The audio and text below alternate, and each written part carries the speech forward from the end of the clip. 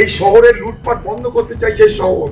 শহর দখল হয়ে গেল, গঙ্গা বাদে সব দখল হয়ে গেছে, খালি গঙ্গা দখল হতে বাকি আছে। আর বিজেপি যেহেতু কর্মী নাই, সম্পূর্ণটা পুলিশ, ওদের কর্মী হয়ে গেছে পুলিশ।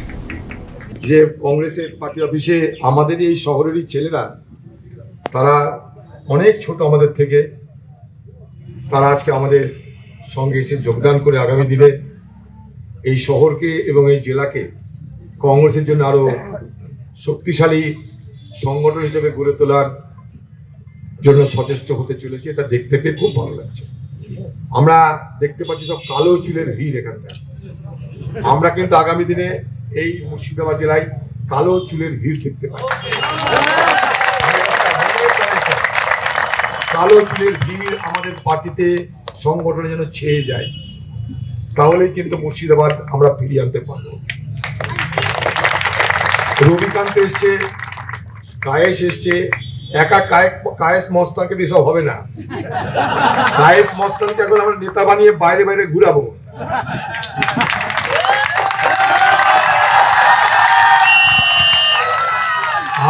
আমরা কায়েস মস্তানকে শেখপুরা থেকে উঠিয়ে নিয়ে মুর্শিদাবাদের নেতা বানাবো।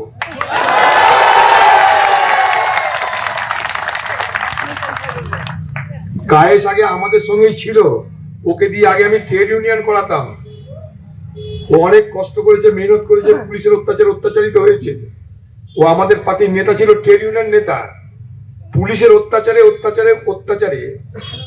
আমরা তাকে সামলাতে পারিনি। সেও সাধারণ পরিবারের ছেলে, নিরাপত্তার কারণে সে চলে গেছিল তৃণমূলে, আর কিছু না। নিরাপত্তার জন্য, পুলিশের থেকে রক্ষা পাওয়ার জন্য সে তৃণমূলে গেছিল। আমি জানি একটু, ওই পাড়াতে আমি বড় হয়েছি। ওই পাড়াটা আমার নিজের পাড়া। হরিদাস পার্টি জমিদারি শেখপাড়া, এগুলো আমার নিজের পাড়া। এখানে আমি বড় হয়েছি। আগে যখন পুলিশ মুকাতো তখন পালিয়ে ওখানে ঠেক নিতাম। ওখানে তখন পুলিশ যেত না, কাদা থাকতো। বর্ষার সময় কোনো মামুর যাওয়ার ক্ষমতা ছিল না, পুলিশ যাবে কেউ রাস্তায় পড়তো পুলিশ। আর আমরা ওখানটা চুপ করে পুলিশের থেকে মাথা জন্য শেল্টার দিতাম। এবার আমরাই বিপদ ঘটালাম, এমন সব পাকা রাস্তা করে দিলাম, এখন গড়গড় করে পুলিশ যাচ্ছে সব জায়গায়। আমরা এইভাবে দেখতে চাই শহরটাকে। ওই শেখপাড়ার কত বাড়িতে খেয়েছি তা ঠিক নাই, কত বাড়িতে ঘুমিয়েছি তা ঠিক নাই। ওখানে আমার আরেকটা ভাই ছিল লালু, সে মারা গেছে। রহিমা, সে আমার একটা বোন ছিল, সে মারা গেছে। ওদের বাড়িতে আমি কত গোস্ত খেয়েছি, কত রুটি খেয়েছি তা ঠিক নাই। তাই আজ মনে হচ্ছে আপনাদের পেয়ে যে আমরা আমাদের ঘরের ছেলেগুলোকে ফিরে পেলাম। সত্যি বলছেন, সত্যি বলছি, খুবই ভালো লাগছে। আপনাদের সঙ্গে, তোমাদের সঙ্গে আমাদের আত্মার সম্পর্ক, এই সম্পর্ককে জোর করে কেউ কেড়ে নিয়েছে। আমি কোনোদিন তা মনে করিনি।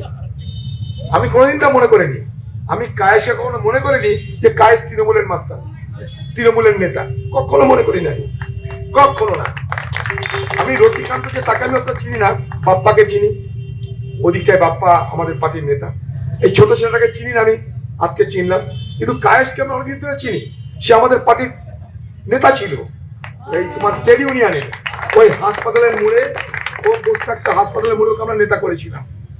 খুব ভালো লাগছে এবং আমি বিশ্বাস করছি এটা, যে আগামী দিনে এই যুব সমাজ এই বহরমপুর শহরকে ফিরিয়ে আনবে। এই শহরকে তোমরা ফিরিয়ে এনো।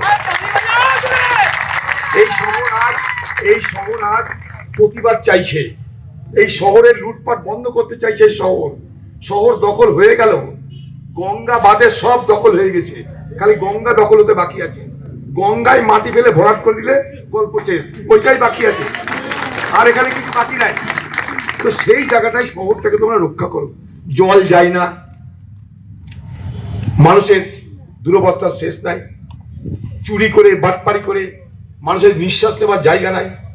হ্যাঁ, বড় বড় বাড়ির সামনে একটা করে ট্রান্সফরমার বসিয়ে দিয়েছে। সেটা যখন বাস করে তার কি হবে জানি না। ট্রান্সফরমার থাকা মানে সেই এলাকায় মানুষের শারীরিক ক্ষতি হয়, সেটা এদের মাথা ব্যথা নাই। কোথাও যদি আগুন লাগে দমকল যাওয়ার জায়গা নাই, এমন শহর করে দিয়েছে।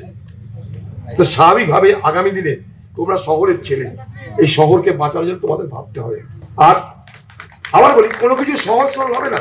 আমরা যখন সংগঠন বাড়াবো তখন পুলিশ কিন্তু ডিস্টার্ব করা শুরু করবে। আমি বলছি পুলিশে কিন্তু মাথা ব্যথা হবে, কারণ বিজেপি বলবে বিজেপির আবার নিজের এখানে লোক নাই, বিজেপির লোকটা সম্পূর্ণ পুলিশ।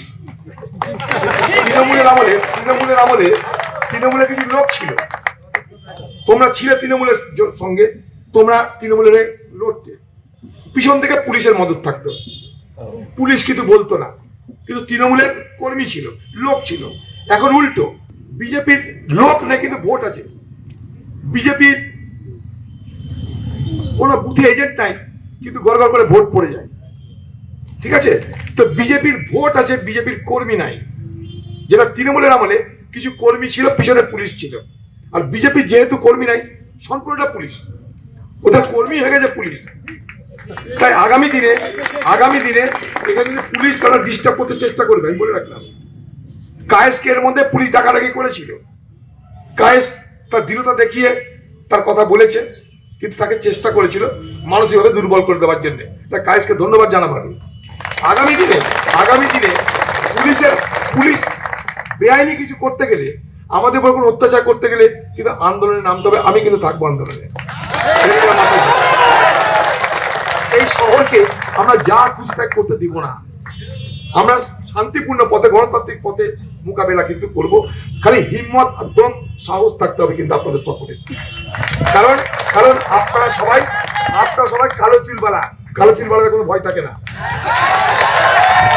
তাই আগামী দিনে অনেক খরচা রেখে আপনাদের সকলকে, বাচ্চা ছেলে তোমরা, অনেক ভালোবাসা, অনেক আশীর্বাদ, অনেক স্নেহ, অনেক আন্তরিকতা তোমাদের জন্য থাকলো। তোমাদের সকলের ভালো হোক। আমরা সবাই চাইবো ভগবানের কাছে, আল্লাহ তাআলার কাছে আশীর্বাদ, দোয়া, যাতে আমরা আগামী দিনে সবাই সুস্থ থাকতে পারি এবং শহরটাকে এবং জেলাটাকে আমরা এগিয়ে নিয়ে যেতে পারি মানুষের স্বার্থে, মানুষের জন্য, মানুষের লক্ষ্যে। ঠিক আছে? জয় হিন্দ।